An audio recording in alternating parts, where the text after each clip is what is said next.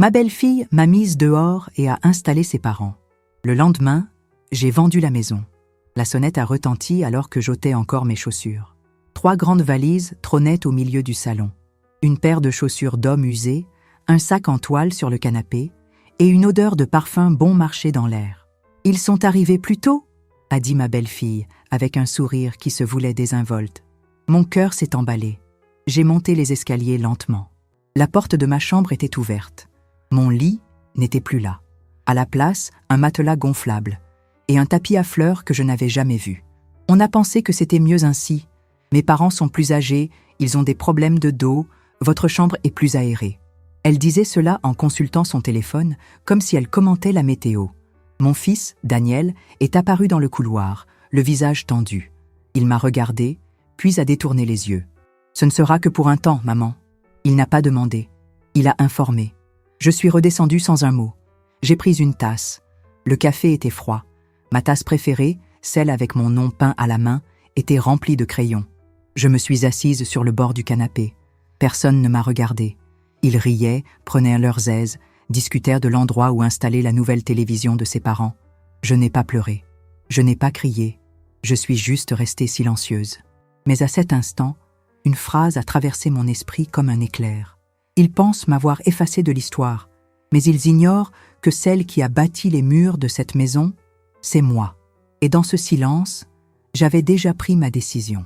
Si cette histoire vous a déjà captivé dès les premières secondes, préparez-vous, car ce qui suit va vous bouleverser. Abonnez-vous à la chaîne, activez la cloche et rejoignez notre communauté d'histoires que personne n'ose raconter. Je m'appelle Hélène Laurent, 64 ans, veuve, ancienne infirmière dans un hôpital public pendant près de 4 décennies. La plupart des gens me définissent ainsi, cette femme forte qui a élevé son fils seule après l'accident de son mari. Et oui, je suis cette femme, mais je suis aussi bien plus que cela. J'ai passé la majeure partie de ma vie sans m'écouter. Ma routine était faite de gardes de nuit, de services qui s'enchaînaient et d'un mal de dos qui commençait avant même 6 heures du matin. Et, même épuisée, je trouvais le temps d'emmener Daniel à l'école, de préparer les repas et de l'aider à faire ses devoirs. Je ne me suis jamais plainte. Enfin, peut-être intérieurement, mais à voix haute, jamais. J'ai toujours pensé qu'être une mère, c'était ça. Donner, accueillir, endurer. Daniel était un garçon doux, sensible, intelligent. Chaque fois qu'il voyait mon uniforme sale ou mes yeux fatigués, il disait tout bas « Un jour, je t'offrirai une belle maison, maman. » Il ne savait pas que cette belle maison, c'est moi qui l'avais payée, avec ma sueur, avec les coupures sous mes pieds à force de marcher sans chaussures à l'hôpital, avec des nuits blanches pendant qu'il dormait paisiblement. Quand Daniel a épousé Chloé, sa petite amie de l'université, j'ai souri. Je me suis fait faire une nouvelle robe. J'ai acheté un cadeau coûteux. J'ai tenu à montrer que j'acceptais cette nouvelle étape de sa vie. Je voulais que ça marche, même avec ce malaise que Chloé m'a toujours inspiré. Elle était trop polie, trop lisse, le genre de personne qui sourit sans que le sourire n'atteigne les yeux. Pourtant, quand ils ont demandé à vivre avec moi pour un temps, j'ai accepté sans hésiter. La maison était grande, Daniel était à court d'argent, Chloé venait de quitter son emploi. Et je me disais, la famille, c'est fait pour ça. On s'entraide. J'ai pris en charge les courses, le ménage, les déjeuners. J'ai considéré cela comme naturel. C'était le moins que je puisse faire, n'est-ce pas? Mais, peu à peu, quelque chose a changé. Le ton de Chloé est devenu plus direct. Daniel a commencé à s'absenter davantage. Les décisions concernant la maison se prenaient sans me consulter. Même le café a commencé à avoir le goût de l'indifférence. Malgré tout, je résistais. Je pensais que ce n'était qu'une phase, que tout rentrerait bientôt dans l'ordre. Ce que je ne savais pas, c'est que la place qu'il m'avait réservée était celle de la personne qui cède tout et qui remercie encore d'être reléguée dans un coin. Et c'est là, entre le son étouffé des valises qu'on ouvrait et l'écho de ma propre invisibilité, que j'ai compris. J'étais entourée de murs que j'avais moi-même payés, mais je me sentais comme une intruse. Et ce sentiment allait prendre fin, car la femme qu'il pensait pouvoir effacer avait encore une allumette et de la mémoire. Je n'ai jamais demandé grand-chose. Je n'ai pas désiré de bijoux, de voyages, ni d'éloges en public. Je voulais juste une place. Et je ne parle pas de mètres carrés, je parle d'un lieu. un lieu dans le regard de mon fils, un lieu à table dans la maison que j'ai payé, un lieu qui ne soit ni conditionnel, ni provisoire, ni dépendant de la bonne volonté de quiconque. La première fois que j'ai réalisé que cette place disparaissait, c'était lors d'un déjeuner dominical. J'avais préparé un bœuf bourguignon, comme Daniel l'avait toujours aimé. Chloé en a pris une bouchée, a avalé difficilement et a lâché. On essaie d'éviter les plats en sauce maintenant. C'est trop riche. Ce n'était pas le commentaire. C'était le regard qui a suivi. Un de ces regards qui disent tout sans un mot. Comme si, soudain, même ma cuisine était devenue un problème. Daniel n'a rien dit. Il a continué à manger lentement, les yeux rivés sur son téléphone. J'ai souri, parce que j'ai appris à sourire pour éviter les effondrements. Mais ce jour-là, en faisant la vaisselle, l'eau coulant sur mes doigts ridés, une question m'a traversée. Pourquoi est-ce que je me sens comme une invitée dans ma propre maison? La réponse est venue des semaines plus tard, sous forme de petites exclusions, de décisions prises sans moi, de cadeaux achetés pour ses parents, de silence quand j'entrais dans une pièce. Même le café. Chloé a commencé à acheter une marque différente, plus forte. C'est celle que mes parents préfèrent, a-t-elle dit. Et c'est là que j'ai compris. Ils préparaient le terrain. Ils testaient les limites. Ils plaçaient de nouvelles pièces sur l'échiquier. Et j'étais celle qu'on pouvait retirer sans faire trop de bruit. Je ne voulais pas de dispute, pas de scène. Mais je voulais exister. Je voulais que, pour une fois au moins, Daniel me regarde avec les yeux qu'il avait enfant. Ces yeux qui disaient « Tu es ma base, ma référence ». Je voulais entendre un « merci », un « tu nous manques », ou même un simple « sans toi, la maison ne tourne pas rond ». Mais ce n'est jamais venu. C'est le contraire qui est arrivé. Sont arrivées les phrases pointues de Chloé. « Vous avez tant vécu, il est temps de vous reposer maintenant. » Mes parents sont plus fragiles. Ils ont besoin de plus de confort. Vous comprenez, n'est-ce pas? La dernière m'a fait l'effet d'une lame. Si je comprends que vous me poussez dehors, avec des tapes dans le dos et des sourires en plastique. J'ai voulu crier, mais j'ai ravalé mes mots, comme tant d'autres fois, jusqu'à la nuit où j'ai entendu ce que je n'aurais pas dû. Chloé au téléphone, riant, disant « Bientôt, cette maison sera à nous. Elle est fatiguée. Elle finira par demander à partir. » C'est là que mon désir a changé. Il n'était plus question de reconnaissance. C'est devenu une question de justice. Je ne voulais plus de fleurs pour la fête des mères, ni de messages vides sur le groupe familial. Je voulais qu'ils sentent le poids de leurs actes. Je voulais qu'ils comprennent le goût du mépris, ce goût métallique qui m'accompagnait chaque fois que j'étais ignorée, réduite au silence, remplacée. Et surtout, je voulais qu'ils sachent que sous-estimer une femme qui a passé sa vie à se donner est une erreur fatale. Je ne suis pas une sainte. J'ai des rancœurs, oui. J'ai des blessures qui brûlent encore. Mais j'ai aussi de la lucidité. Et un document conservé dans un dossier bleu au fond de l'armoire, l'acte de propriété de la maison, entièrement à mon nom. Pourquoi n'en ai-je jamais parlé avant? Parce que je pensais que je n'en aurais jamais besoin.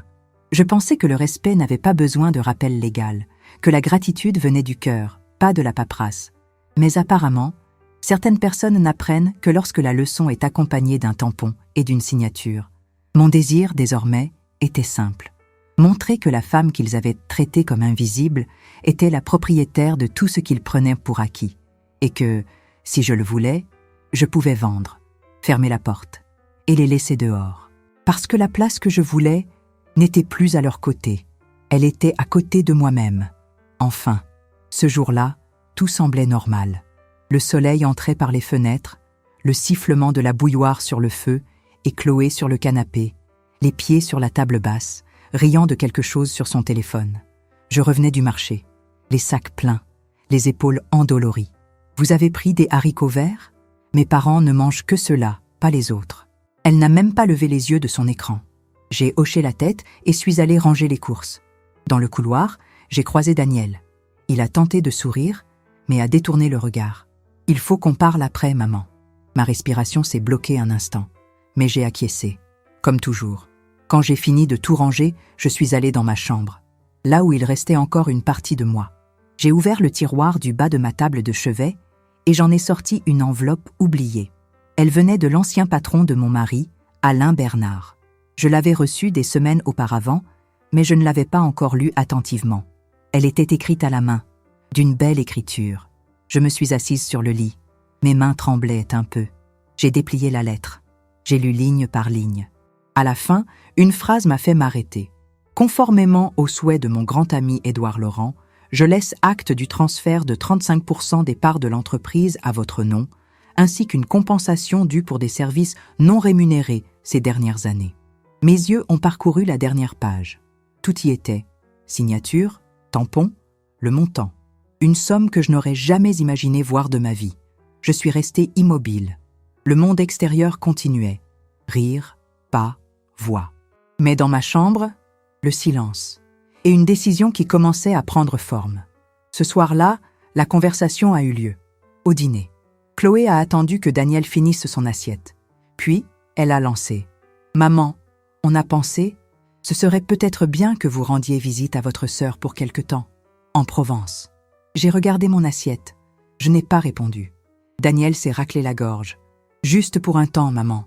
C'est juste que, maintenant, avec mes beaux-parents ici, on est un peu à l'étroit. Vous comprenez, n'est-ce pas ?»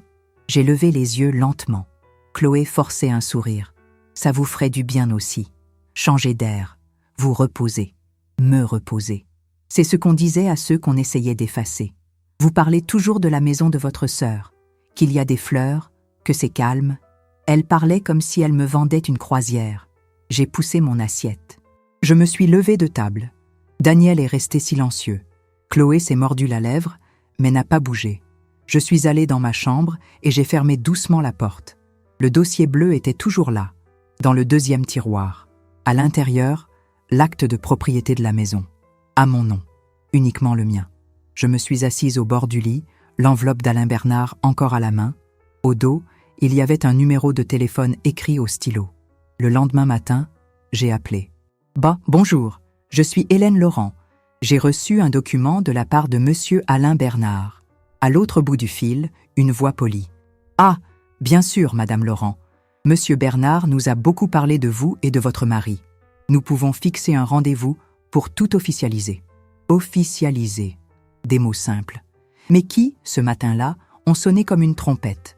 J'ai pris mon sac, le document, et je suis allée directement chez le notaire. Je n'ai prévenu personne. Je n'ai pas demandé la permission. La clerc de notaire a tout confirmé en quelques clics. « Oui, Madame Laurent, la maison est enregistrée uniquement à votre nom. Acte signé il y a 19 ans. J'ai signé là où on m'a dit. J'ai gardé les copies. Je suis rentrée à la maison d'un pas ferme. » Chloé était allongée dans le hamac sur la terrasse. Daniel, sur son ordinateur.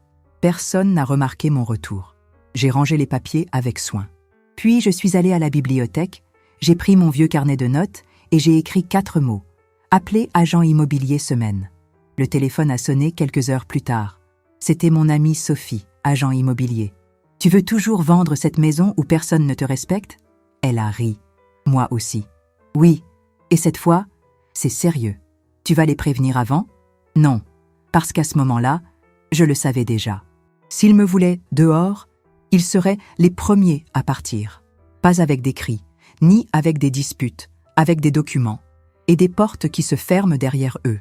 La journée a commencé par une odeur de bacon brûlé. Je me suis levée plus tard que d'habitude. J'avais mal aux pieds et la tête pleine de brouillard.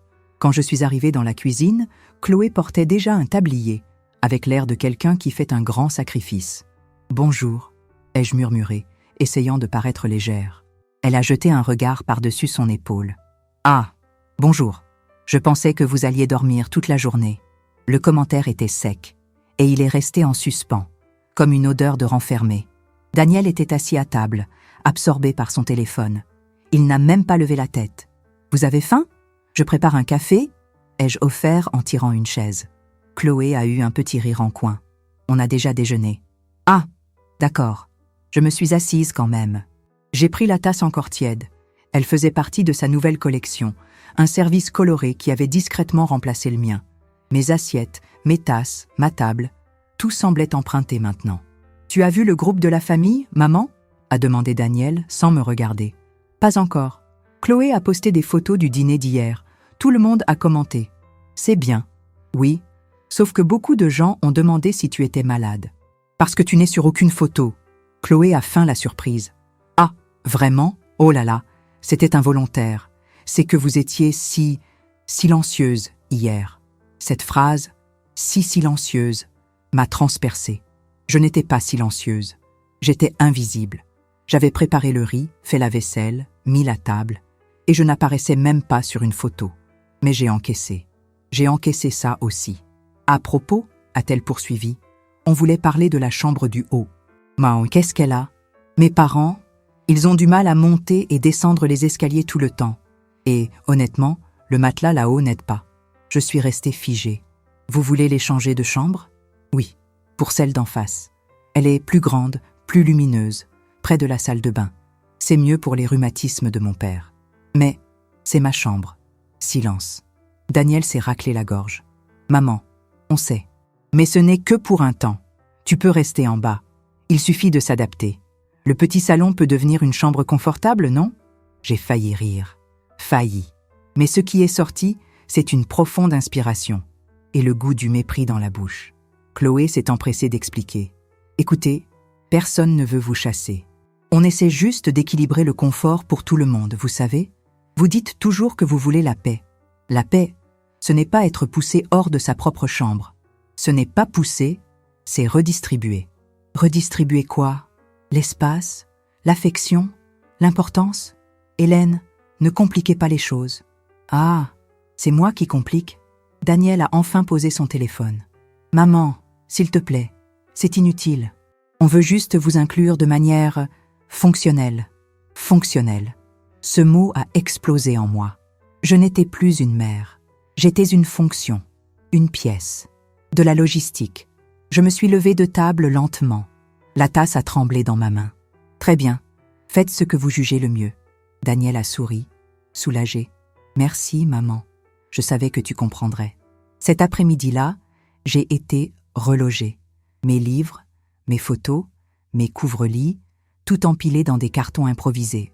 Mon fauteuil de lecture a été mis dans le couloir. Mes vêtements, pliés à la hâte, froissés.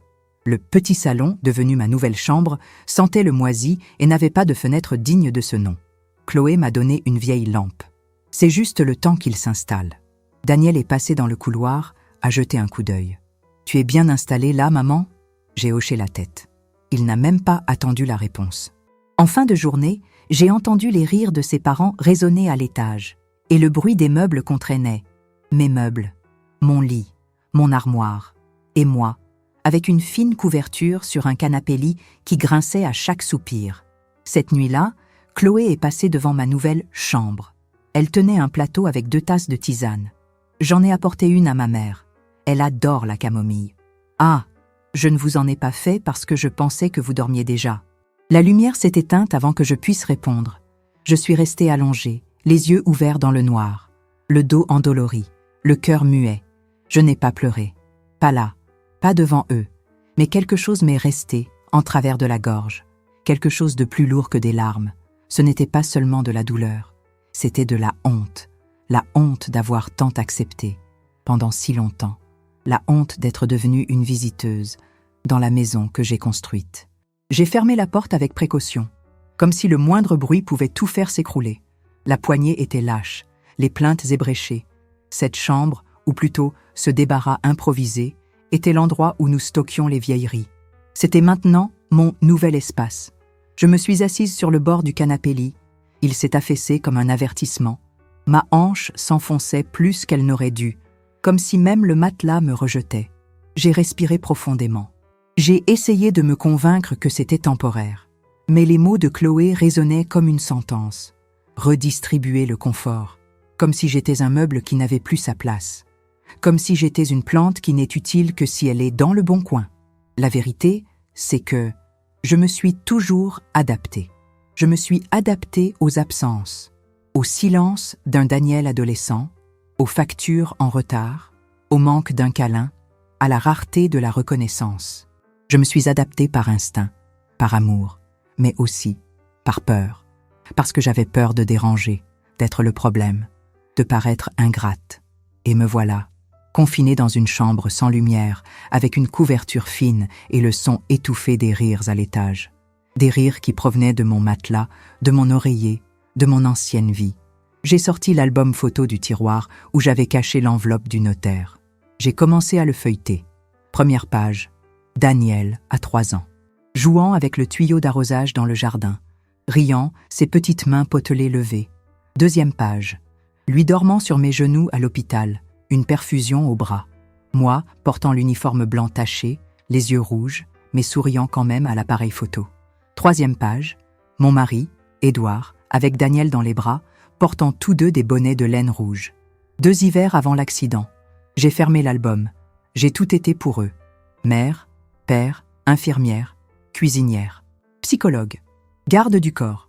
Et maintenant, Chloé m'offrait une camomille comme une faveur. Et mon fils me demandait si le débarras moisi était confortable. Je me suis levée. Je suis allée vers le sac où j'avais caché le dossier bleu. Ce dossier, c'était mon dernier bastion de dignité. Je me suis assise par terre, croisant les jambes comme une fillette perdue. Je l'ai ouvert. J'ai sorti les papiers. J'ai touché chaque document comme on caresse une arme chargée. L'acte de propriété de la maison.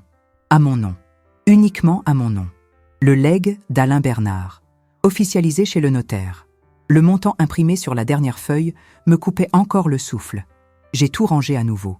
Mais cette fois, avec une conviction différente. Ce n'était plus des archives. C'était des munitions. Dans le noir, une question a murmuré en moi. C'est ça que tu es devenue, Hélène ? Une invitée tolérée, une vieille dame discrète, un dérangement poli ? La réponse est montée comme une fièvre. Non, je n'allais pas mourir à petit feu dans cette maison. Je refusais d'être enterrée vivante dans une pièce oubliée. Je refusais de devenir un fardeau. Et à cet instant, ma douleur s'est muée en calcul, ma rancœur en stratégie, parce que ce qu'ils m'ont fait n'était pas un accident. C'était un choix. Ils ont choisi de m'effacer, de me repositionner, de me réduire.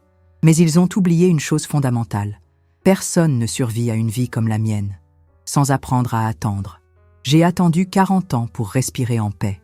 Je peux bien attendre 40 jours de plus pour renverser la situation. Le lendemain matin, je me suis habillée lentement, vêtements neutres, cheveux attachés. J'ai pris le dossier. Je l'ai mis dans mon sac à fermeture éclair. Je suis sortie sans faire de bruit. Je suis allée à la boulangerie du coin. J'ai commandé un café. Je me suis assise au fond, là où personne ne regarde. J'ai pris mon téléphone. J'ai appelé Sophie, mon amie agent immobilier. « Salut Sophie, j'ai besoin de fixer une expertise de la maison. Tu t'es enfin décidée ? » « Je me suis décidée. Tu vas leur dire ? » ?»« Non, pas encore. D'abord, je vais nettoyer les miettes qu'ils ont laissées sur ma dignité. » Elle a ri, mais il y avait du respect dans son rire. « Je vais organiser une visite avec l'acheteur qui cherche dans le quartier. Fais-le venir. Le plus tôt sera le mieux. » J'ai raccroché. Je suis rentrée à la maison sans me presser. Chloé et ses parents regardèrent la télévision. Daniel était au téléphone, en train de rire. Personne n'a demandé où j'étais allée. Personne n'a remarqué que quelque chose avait changé. Mais moi, je le savais. Je savais que le silence actuel n'était que la surface, que dessous, un ouragan se formait.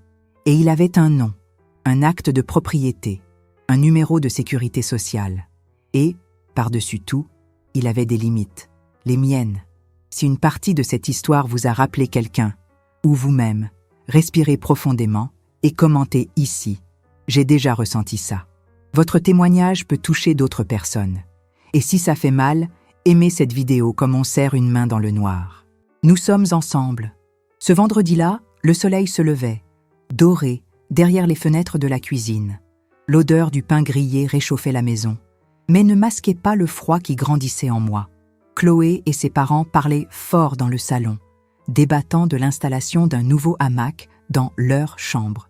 Daniel riait à une blague. Il ressemblait à des touristes dans un hôtel confortable. Moi, assise à table avec ma tasse, je n'étais pas invitée. J'étais invisible. Mais mon esprit était à des kilomètres de là. La veille au soir, Sophie m'avait appelée, la voix enthousiaste. « Hélène, j'ai trouvé l'acheteur idéal. Jeune, fraîchement marié, il cherche une grande maison pour commencer sa vie.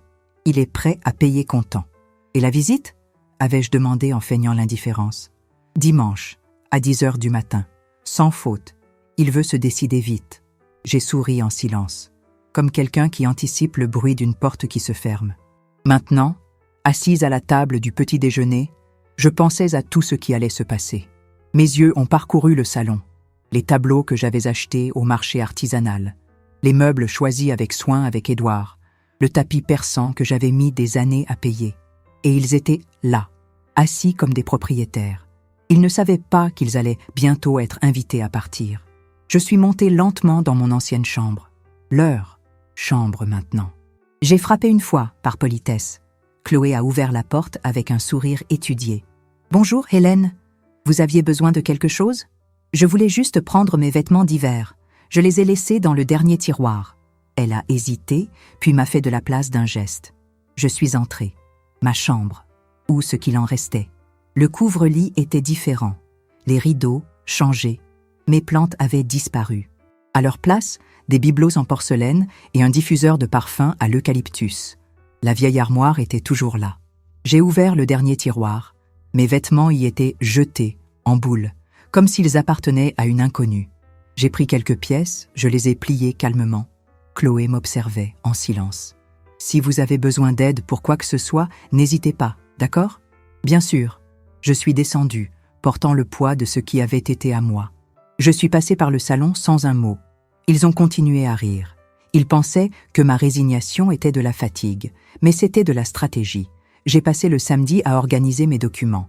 J'ai vérifié les certificats, les enregistrements chez le notaire, l'historique de la maison. Sophie m'a rappelé. Tout est prêt. Dimanche, à 10h. Il veut voir chaque pièce. Il les verra, tranquillement. Le soir, Daniel est venu dans la cuisine où je préparais une tisane. « Maman, ça va ? Tu as l'air distante. » Je l'ai regardé. Mon fils, celui qui un jour avait promis de ne jamais me laisser seul. « Ça va, mon fils. Juste fatigué. » Il a hoché la tête, soulagé par la réponse brève. Car, au fond, il craignait la longue conversation. Chloé parlait de faire aussi quelques changements en bas, peut-être une nouvelle armoire dans le salon. Elle veut tout moderniser. Chaque mot était une sentence. C'était comme entendre parler de la rénovation d'une vie, dont je ne faisais pas partie des plans. « Faites ce que vous voulez, Daniel. Tu es trop généreuse, maman. C'est pour ça qu'on t'aime tant. C'est pour ça que vous profitez tant de moi, » ai-je pensé. Mais j'ai souri. Le dimanche matin, je me suis réveillée avant tout le monde. J'ai préparé le café. J'ai ouvert les fenêtres. Le soleil inondait les pièces d'une lumière chaude, presque symbolique. À 9h55, la sonnette a retenti. C'est moi qui ai ouvert. Sophie était impeccable. À côté d'elle, un jeune couple, Marianne et Lucas, main dans la main, les yeux brillants. « Bonjour, Madame Laurent. On peut ? » « Bien sûr. Entrez. » Chloé est apparue en haut de l'escalier, confuse. « Bonjour, qui êtes-vous » Sophie a répondu avec naturel. « Je suis Sophie Costa, agent immobilier. Nous sommes venus visiter la maison. Madame Laurent a fixé le rendez-vous. » « Visiter la maison ?» Chloé a ri, nerveuse. « Il doit y avoir une erreur. » Daniel est apparu, ensommeillé. « Maman ? Quelle maison ?» Sophie a sorti son dossier, lui a tendu un papier. Acte de propriété enregistré au nom exclusif de Madame Hélène Laurent. Sans charge, sans hypothèque, avec autorisation de vente enregistrée chez le notaire. Chloé est devenue blême. Daniel a pâli encore plus. « Vous vendez notre maison ?»« Non, » ai-je répondu. « Je vends ma maison. » Le silence qui est tombé a été plus assourdissant que n'importe quel cri. Marianne, la jeune femme intéressée, a souri timidement. « On peut voir les chambres ?» J'ai acquiescé. Pendant qu'ils montèrent les escaliers, Daniel essayait encore de comprendre. « Maman, qu'est-ce que tu fais ? Tu as dit que la maison était à l'étroit, que ce n'était que pour un temps. Alors j'ai décidé de faciliter les choses. » Chloé a croisé les bras, les yeux humides. « C'est une trahison. »« Oh, non, Chloé. La trahison, c'est de prendre ce qui n'est pas à soi et d'appeler ça une redistribution. » Elle a ouvert la bouche, mais Sophie l'a interrompue avec un sourire professionnel. « Nous aurons besoin d'accéder à toutes les pièces. Le couple est très intéressé et devrait faire une offre aujourd'hui même. » Je me suis éloignée doucement. Je me suis assise sur le canapé. J'ai pris ma tasse. Et pour la première fois depuis des semaines, le café avait du goût. Un goût de liberté. Un goût de revanche. Et ce n'était que le début. La visite s'est terminée vers 11h. Sophie et le couple sont partis en remerciant, enchantés par l'espace, la hauteur sous plafond, la luminosité. Marianne a même dit qu'elle s'y voyait déjà avec ses enfants courant dans la maison. Chloé est descendue, le visage sans couleur. Daniel la suivait, traînant les pieds comme s'il avait vieilli de 10 ans en une demi-heure. « Maman, on peut parler ?» a-t-il dit, presque en chuchotant. « Bien sûr, » ai-je répondu, avec le calme de celle qui s'y attendait. Nous nous sommes assis à la table de la cuisine. La même table où j'avais servi des déjeuners du dimanche, des soupes en hiver et des anniversaires d'enfance.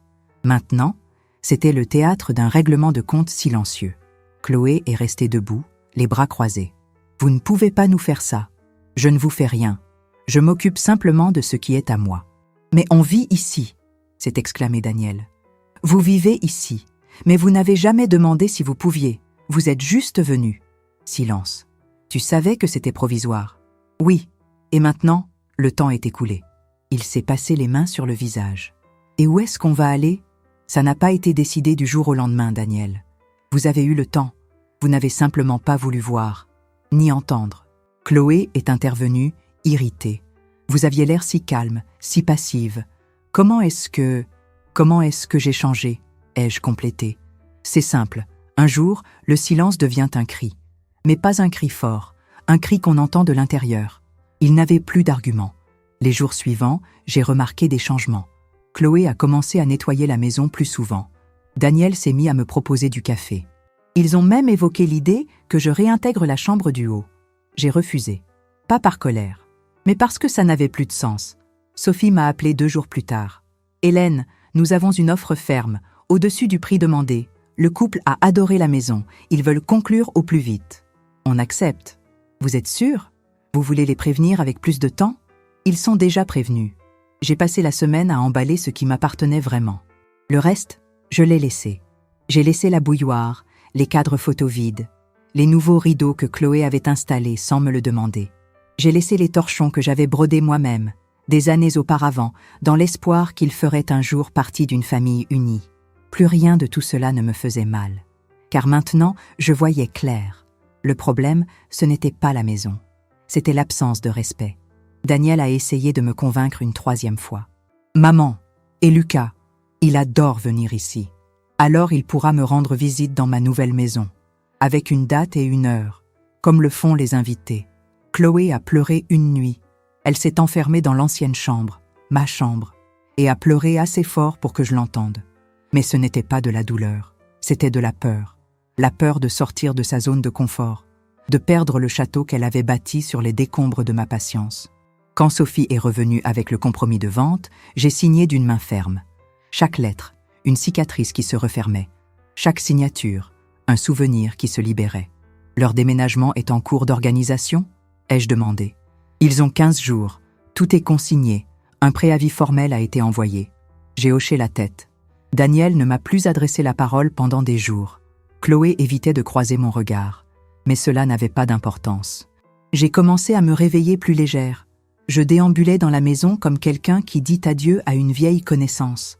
Chaque carreau, chaque marche, chaque poignée de porte que j'avais un jour serrée avec amour, recevait maintenant mon adieu silencieux. L'avant-dernier jour, j'ai préparé un dernier carton. À l'intérieur, j'ai mis la photo d'Édouard, mon alliance, un vieux pull de Daniel quand il était bébé et le contrat de vente. J'ai fermé le carton avec du ruban adhésif et j'ai écrit dessus « Ce que le temps n'a pas emporté ». Le matin de la remise des clés, je suis parti tôt. Chloé se tenait dans le jardin, les yeux gonflés. Daniel sur la terrasse, silencieux. Leur camion de déménagement n'était pas encore arrivé. « Tu vas vraiment aller jusqu'au bout ?» a-t-il demandé. « J'y suis déjà. Tu le regretteras. » Non. Le regret, c'est ce que ressent celui qui a trop cédé, trop longtemps. Chloé s'est approchée. « Et si on vous demandait pardon ? Je vous en remercie. Mais le pardon ne reconstruit pas ce que vous avez démoli avec dédain. » Elle a essayé de me toucher le bras. Elle s'est rétractée. Daniel a fait un pas en avant. « Maman, sincèrement, tu penses que tu as raison ? Il ne s'agit pas d'avoir raison. Il s'agit d'être vivante, entière. Et je ne l'étais plus. » Je leur ai tourné le dos. En marchant vers la voiture qui m'attendait avec ma nouvelle adresse en main, j'ai senti que, enfin, la page était tournée. Ils sont restés sur la terrasse, immobiles. La maison derrière eux, toujours debout. Mais, à l'intérieur, elle s'effondrait. Parce que pour la première fois, ils ont vu que j'étais la propriétaire des fondations. Et sans moi, rien ne tenait debout. Pendant longtemps, j'ai cru qu'aimer signifiait supporter, endurer en silence, céder, être invisible au nom de la paix.